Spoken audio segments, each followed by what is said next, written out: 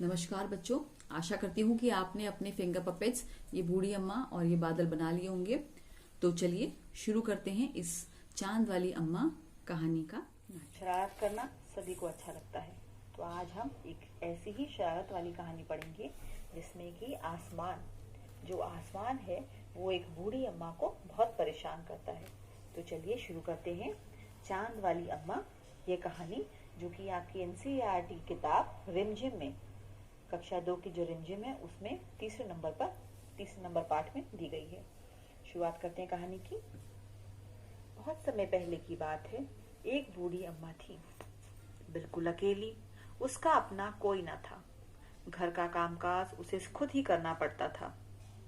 सुबह उठकर कुएं से पानी लाना, खाना बनाना आदि। उसके साथ एक परेशानी थी। वह रोज सुबह उठकर जब घर में झाड़ू लगाती तब तक सब ठीक रहता, पर जैसे ही वह आंगन में जाती और झाड़ू लगाने के लिए झुकती तभी आसमान आकर उसकी कमर से टकराता। अम्मा उसे घूरकर देखती तो वह थोड़ा हट जाता, फिर वह जैसे ही दोबारा झुकती आसमान फिर अपनी हरकत दोहराता। 1 दिन, 2 दिन, 3 दिन लगातार यही क्रम चलता रहा। अम्मा झाड़ू लगाए और आसमान उसे तंग करे।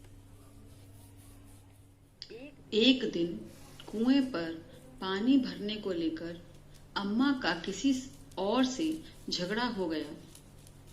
अम्मा जरा गुस्से में थी।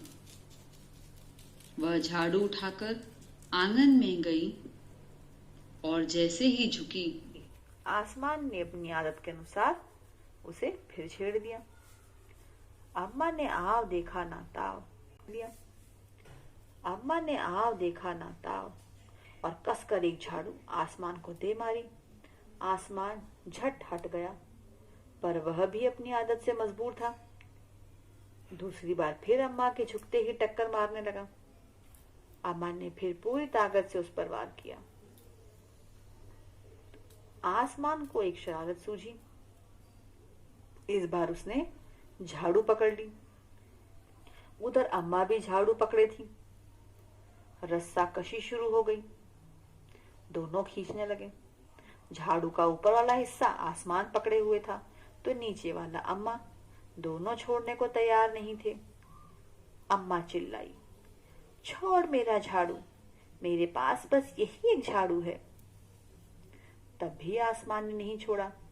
बूढ़ी अम्मा कब तक रस्सा कशी करती, थक गई। आसमान ने सोचा,